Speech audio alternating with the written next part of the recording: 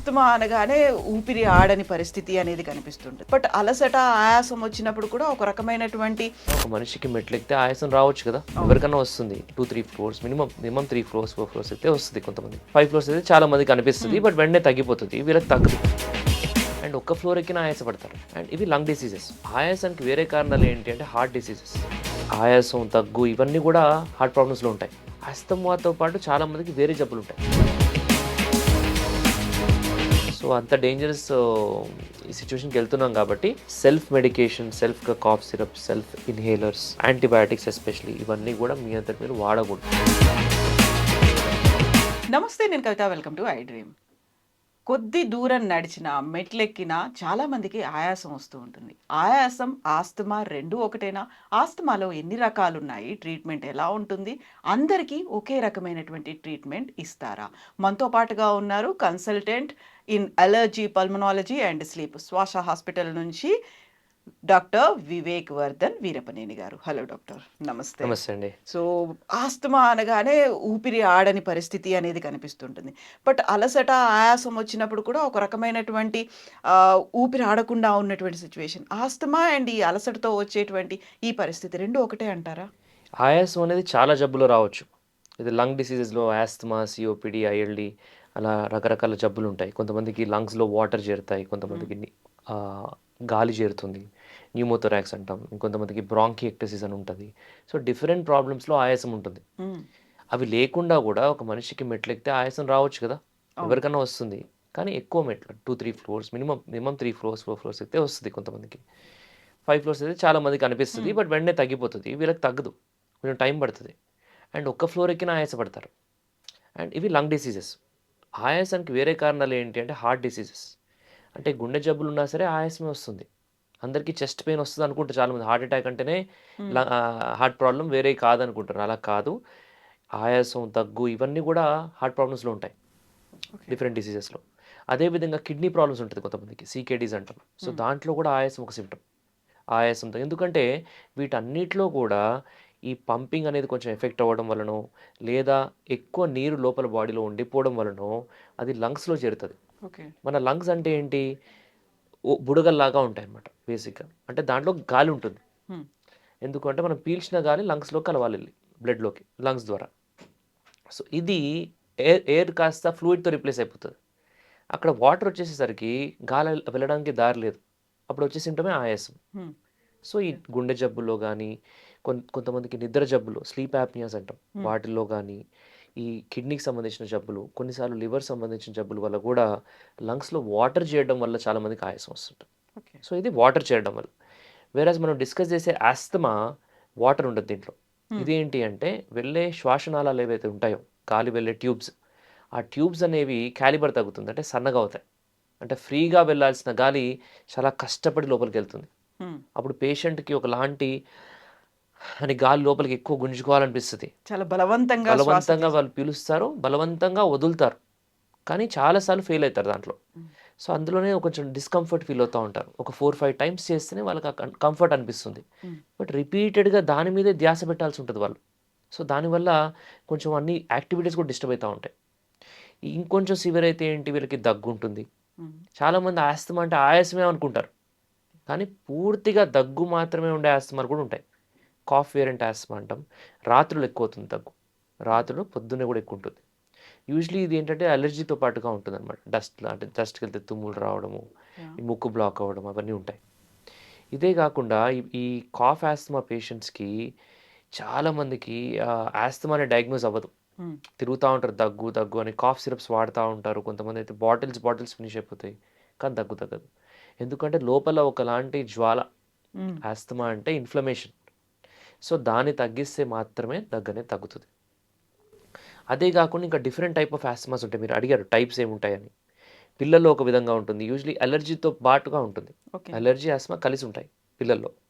ఇంకొక వేరియంట్ ఏంటి అంటే ఈ వైరల్ ఇన్ఫెక్షన్స్ వల్ల కూడా కొంతమందికి ఆస్తమా లాగా ఒక పిక్చర్ వస్తుంది. దాన్ని వ్యాలరీ అంటాం. వీజింగ్ ఉంటుంది, పిల్లి కూతురు ఉంటాయి వాళ్ళకి. సో ఇది కూడా మనకి లంగ్స్లో ట్యూబ్స్ బ్లాక్ అవడం వల్లే వస్తుంది. తర్వాత కొంచెం టీనేజ్లో కావచ్చు, అన్ని వయసులో కూడా ఈ అలర్జీ వల్ల నెక్స్ట్ ఆస్తమా లాగా మారుతుంది. అంటే ఆ పర్సన్కి డస్ట్కి వెళ్తే పడదు, చల్లటి పుల్లటి తింటే పడదు, ఈ వెదర్ చేంజ్ అయితే పడదు, అండ్ ఈ ఎక్సర్సైజ్ చేస్తే ఆయాసం వస్తుంది. ఇవన్నీ కూడా అలర్జీ ఆస్మా లక్షణాలు. ఏ రకమైన వాసన వచ్చినా కూడా వచ్చేస్తుంది. ఎనీ స్మెల్, అగరబత్తి, పర్ఫ్యూమ్, ఎనీ స్ట్రాంగ్. కొంతమందికి కొత్త బట్టల స్మెల్ కూడా పడదు, ఓ కొత్త కార్ స్మెల్ పడదు. అండ్ ఆ లెదర్ వాసన కొంచెం ఉంటుంది, లెదరెట్ వాసన, అవి కూడా సెట్ అవ్వవు. పెయింట్ వేస్తే అసలు వాళ్ళు తట్టుకోలేరు. కొంతమంది అయితే అడ్మిట్ కూడా అవుతారు. ఓకే. ఆ ఆయాసం అంతగా వస్తుంది వాళ్ళకి, అంటే ట్రిగ్గర్ అవుతుంది ఆస్మా. అప్పటిదాకా కొంచెం మెయింటైన్ అవుతూ ఉంటారు రోజు ఎంతో కొంత. ఈ స్మెల్స్కి ఎక్స్పోజ్ అవ్వగానే పెస్ట్ కంట్రోల్ చేసిన తర్వాత చాలామందికి తీవ్రం అయిపోతుంది ఆస్మా. సో ఇవన్నీ ఏంటంటే బయట వచ్చే కెమికల్స్ లంగ్స్లోకి వెళ్ళి ఇరిటేట్ చేస్తాయి లంగ్స్ని. దాన్నే ఇన్ఫ్లమేషన్ అంటాం, అదే ఆస్మా. ఇంకొంతమందికి డిఫరెంట్ టైప్స్ ఆఫ్ ఆస్మా ఉంటుంది. టాబ్లెట్స్, కొన్ని పెయిన్ కిల్లర్స్ ఉంటాయి. యూజువలీ పెయిన్ కిల్లర్స్ ఈ ఆస్పిరిన్ అని, డైక్లోఫినాక్ అని, ఇవి తీసుకున్న వాళ్ళకు కూడా ఆస్మా రావచ్చు, సైనసైటిస్ రావచ్చు. అదేవిధంగా ప్రెగ్నెన్సీలో కొంతమందికి ఆస్మా వస్తుంది. ఇంకొంతమందికి ఒబెసిటీ ఇండ్యూస్డ్ ఆస్మా అంటాం, అంటే ఊబకాయం అంటారు, లావుగా ఉండడం వల్ల. దానివల్ల మాత్రమే కూడా ఆయాసం ఉంటుంది లావుగా ఉన్న వాళ్ళకి. బికాజ్ లంగ్స్ అనేవి ఎక్స్పాండ్ అవ్వాలి కదా, బయట నుంచి అంతా చెస్ట్ వాళ్ళు థిక్ అయిపోతుంది వాళ్ళది. ఒబెసిటీ అంటే కొవ్వు బాగా చేరిపోతుంది. సో దానివల్ల లంగ్స్ ఎక్స్పాండ్ అవ్వవు సరిగా, కంప్రెస్ అయిపోయిన ఫీల్ ఉంటుంది, కంప్రెస్ అయిపోతుంది, వాళ్ళు ఇట్లా పూర్తిగా ఎక్స్పాండ్ అవ్వదు. దానివల్ల కూడా ఆయాసం ఉంటుంది. బట్ అదే విధంగా అదే పర్సన్ ఇంకా ఆస్మా డెవలప్ అయితే నరకంలా ఉంటుంది, చాలా ఇబ్బంది పడతారు వాళ్ళు. అసలు లిటరల్లీ మాట్లాడడానికి కూడా ఇబ్బంది పడుతుంటారు, అంత సివియర్గా ఉంటుంది. సో ఈ ఒబెసిటీ ఉన్న ఆస్మా కొంచెం తీవ్రంగా ఉంటుంది. యూజువలీ ఫీమేల్స్కి ఉంటుంది, 40+ వాళ్ళకి వస్తుంటుంది యూజువలీ. దీంతోపాటు ఇసినోఫిలియా కూడా ఉంటుంది కొంతమందికి. ఇసినోఫిల్స్ అని ఉంటాయి. చాలామంది నాకు రిపోర్ట్స్ వచ్చి చూపించినప్పుడు, సార్ నాకు చిన్నప్పటి నుంచి ఇసినోఫిలియా ఉంది అంటుంటారు అనమాట. బ్లడ్ సెల్స్లో ఉండేది. వాళ్ళకి ఇసినోఫిలియా అని ఎవరో డాక్టర్ చెప్పుంటారు, అదే వాళ్ళు మనకి చెప్తుంటారు. కానీ ఎగ్జాక్ట్లీ వాట్ ఈజ్ ఇట్ అనేది వాళ్ళకి తెలియదు. ఇసినోఫిలియా అంటే ఇసినోఫిల్స్ అనే ఒక సెల్స్ ఉంటాయి అనమాట మన బాడీలో. అవి వచ్చేసి అన్నెసెసరీగా ఎక్స్ట్రా ఫైటింగ్ చేస్తుంటాయి లోపలికి వచ్చే ఈ కెమికల్ స్మెల్స్ తోటో, లేకపోతే డస్ట్ తోటో, లేదా కొంచెం ఏమన్నా మనం పీల్చిన వాటితోటి వదిలేయాలి, ఇగ్నోర్ చేయాలి, అసలు అయితే క్లీన్ అయిపోతాయి ఆటోమేటిక్గా. కానీ అది వెళ్ళి అనవసరంగా ఫైటింగ్ చేస్తుంది అక్కడ. సో దానివల్ల అక్కడ ఒకలాంటి, అదే అంటాం, ఫైర్ ఇన్ ద బ్రెత్ అంటాం. సో దానివల్ల ఒకలాంటి ఇన్ఫ్లమేషన్ జరిగి ఈ సిమ్టమ్స్కి దారితీస్తుంది. ఆయాసం, దగ్గు, పిల్లికూతలు, ఇవన్నీ కూడా వస్తుంటాయి పేషెంట్స్కి. సో ఈ ఇసినోఫిల్స్ అనేవి డేంజరస్ సెల్స్. ఇదొక వేరియంట్ ఉంటుంది. ఓకే. సో ఇట్లా 10 డిఫరెంట్ వేరియంట్స్ ఆఫ్ ఆస్మాస్ ఉన్నాయి. సో ఆస్తమా అనగానే మనకి ఇన్హేలర్స్ అనేది వాడడం చాలా ఎక్కువ కనిపిస్తుంది. అన్నిటికీ అదే ఒక పరిష్కారం అంటారా? జనరల్లీ ఆస్మాకి ఇన్హేలర్స్ అనేవి మెయిన్ స్టే థెరపీ అంటాం. అది ఖచ్చితంగా వాడాలి. ఇప్పుడు దెబ్బ తగిలిందండి ఇక్కడ మనకి, ఆయింట్మెంట్ ఇక్కడ పెట్టుకుంటామా, టాబ్లెట్ వేసుకుంటామా? ఆయింట్మెంట్ పెట్టుకుంటాం కదా. సో ఇట్స్ అంటే ఎక్కడైతే ప్రాబ్లం ఉందో అక్కడ మనం మెడిసిన్ ఇస్తున్నాం. ఇప్పుడు ఐ ఇన్ఫెక్షన్ వచ్చింది, యూజువలీ ఐ డ్రాప్స్ వాడతాం, ఆయింట్మెంట్స్ వాడతాం. We don't use tablets unless it is very severe infection. Severe ఇన్ఫెక్షన్స్లో టాబ్లెట్స్, ఇంజెక్షన్స్ కూడా వాడాల్సిన అవసరం రావచ్చు. బట్ మైల్డ్ ఇన్ఫెక్షన్స్కి ఇదే వాడతాం. అలానే ఆస్తమాకి mainstay treatment inhalers. Okay. అలా అని చెప్పి మనం సపోజ్ ఇన్ఫెక్షన్ వచ్చింది, ఏ టాబ్లెట్ పడితే ఆ టాబ్లెట్ వాడతామా? వాడం కదా. స్పెసిఫిక్గా ఏదైతే డాక్టర్ ఇస్తారో అది యూజ్ చేస్తాం. ఎందుకు, ఈ ఇన్ఫెక్షన్కి ఇదైతే బాగా పనిచేస్తుంది డాక్టర్ ఇస్తారు. అలానే ఆస్తమా కూడా ఏ ఇన్హేలర్ వాడాలి, ఏ డోస్లో వాడాలి, ఎంతవరకు వాడాలి, ఇవన్నీ కూడా డాక్టర్ కరెక్ట్గా దాన్ని పరిశీలించి ఇస్తే డెఫినెట్గా దానివల్ల బెనిఫిట్ ఉంటుంది తప్ప side effects are very very less. వాళ్ళంతట వాళ్ళు ఈ blue colour, green colour inhalers ఫార్మసీస్లో కామన్గా దొరుకుతుంటాయి ఓవర్ ద కౌంటర్.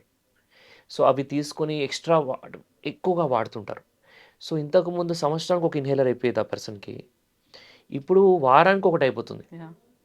ఓకే. అప్పుడు ఏమనిపిస్తుంది పేషెంట్కి, అరే నేను అడిక్ట్ అయిపోతున్నా దీనికి అనిపిస్తుంది. అంతేనా? అసలు నువ్వు వాడేదే తప్పు ఇన్హేలరు, అందుకే అట్లా అవుతుంది. అది పని చేయట్లేదు, అడిక్ట్ అవ్వడం కాదు. సో రైట్ ఇన్హేలర్ వాడడం చాలా ఇంపార్టెంట్. సో రైట్ ఇన్హేలర్ వాడితే, ఇన్హేలర్ రోజుకు ఒకసారి వాడినా కంట్రోల్ అవుతుంది, అప్పుడప్పుడు వాడినా కంట్రోల్ అయ్యే పేషెంట్స్ ఉన్నారు. జబ్బు ఈ లెవెల్లో పెట్టుకుని మనం కొంచెం కొంచెం డోస్ ఇస్తే సరిపోదు. అట్లని చెప్పి హై డోస్ అనట్లేదు, ఎగ్జాక్ట్ అవసరమైన డోస్, అవసరమైన మెడిసిన్ ఫార్ములా. ఇప్పుడు పచ్చడి సీసాలు అన్నీ ఒకలానే ఉంటాయి చూడడానికి, బయట నుంచి టేస్ట్ డిఫరెంట్ ఉంటుంది, లోపల వేరే ఉంటుంది. ఇన్హేలర్స్ కూడా చూడడానికి ఒకలానే ఉంటాయి, but doesn't mean everything is same. Just 100 different types of inhalers ఉన్నాయి. ఇప్పుడు లాస్ట్ 3 yearsలో ఇంకా డిఫరెంట్ టైప్స్ వచ్చాయి. ఓకే. రాంగ్ ఇన్హేలర్ వాడడం వల్ల రాంగ్ రిజల్ట్సే వస్తాయి, రాంగ్ ఒపీనియన్స్ ఫామ్ అవుతాయి. అమ్మో ఇన్హేలర్స్ వల్ల సైడ్ ఎఫెక్ట్స్ ఉంటాయి, ఇన్హేలర్స్ వల్ల ఇది డ్యామేజ్ అవుతుంది, అది డ్యామేజ్ అవుతుంది, ఇన్హేలర్స్ వల్ల మనకి కిడ్నీ ప్రాబ్లమ్స్, బోన్ ప్రాబ్లమ్స్ అని చాలామంది అపోహలు ఉంటాయి. ఎందుకంటే అరే ఇంతకుముందు సంవత్సరంకి ఒకటి వాడేవాడివి, ఇప్పుడు మరీ వారానికి ఒకటి వాడుతున్నారా? కొంతమంది వారానికి 3 వాడే ఇన్హేలర్స్ వాళ్ళని కూడా చూసాను నేను పేషెంట్స్ని. అది ఎప్పుడు పక్కనే పెట్టుకొని కూర్చోవాలి, అది లేకుండా ఉండలేరు. సో డెఫినెట్గా సైడ్ ఎఫెక్ట్స్ వస్తాయి because you are unnecessary using it too much. Right inhaler వాడితే అదే 2-3 మంత్స్ వస్తుంది. Okay, so the right key to the lock is more important. So correct inhaler వాడితే దాని రిజల్ట్స్ అనేవి బ్రహ్మాండంగా ఉంటాయి. బట్ ఇన్హేలర్ అనేది మెయిన్ స్టే థెరపీ.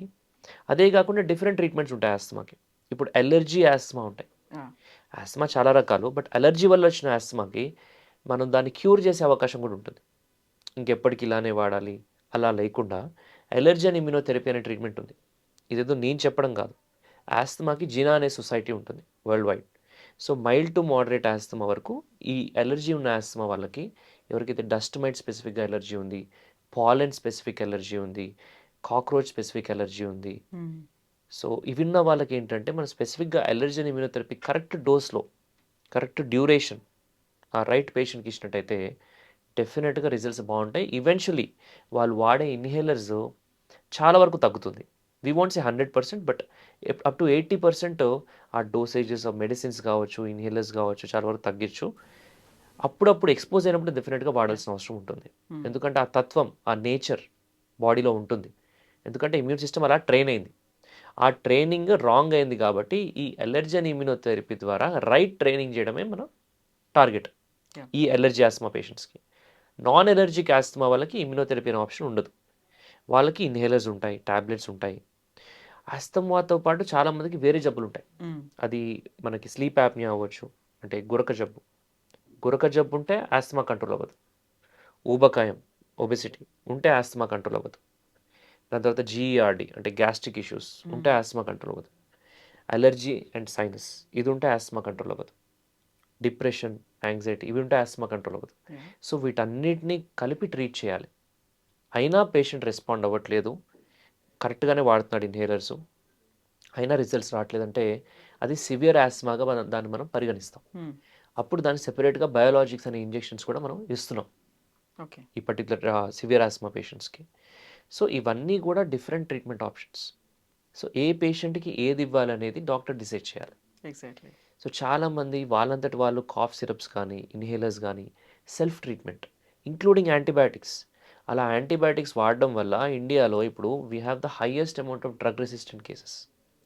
మన దగ్గర చాలా బ్యాక్టీరియా ఏవైతే ఉన్నాయో అన్నిటికీ ఎంతో కొంత డ్రగ్ రెసిస్టెన్స్ ఉంటుంది. అంటే దాని మీనింగ్ ఏంటి అంటే సింపుల్ యాంటీబయాటిక్స్ పనిచేయవు. ఇంకా అన్ని హై ఎండ్ యాంటీబయాటిక్స్ వాడితేనే రిజల్ట్స్ వస్తాయి. అలాంటి సిచ్యువేషన్కి మనమే తీసుకెళ్తున్నాం మనమే పేషెంట్స్ యాజ్ సచ్. ఒక యాంటీబయాటిక్ 5 days వాడాలి, వాడు 2 days వాడి వదిలేస్తాడు. 3 times వేసుకోవాలి యాక్చువల్లీ రోజుకి, వాడు 1 time వాడతాడు. అలా వాడడం వల్ల వాళ్ళు నష్టపోతారు, entire community is at risk. So India has the highest amount of super bugs. Super bugs అంటాం అంటే వాటికి ఏ యాంటీబయాటిక్ ఇచ్చినా పని చేయట్లేదు, లొంగిపోదు. సో అలాంటప్పుడు మన ప్రాణకు హాని ఉంటుంది. సో అంత డేంజరస్ ఈ సిచ్యువేషన్కి వెళ్తున్నాం కాబట్టి సెల్ఫ్ మెడికేషన్, సెల్ఫ్గా cough syrup, self inhalers, antibiotics especially ఇవన్నీ కూడా మీ అంతటి మీరు వాడకూడదు. Yes, yes doctor, thank you so much. Welcome.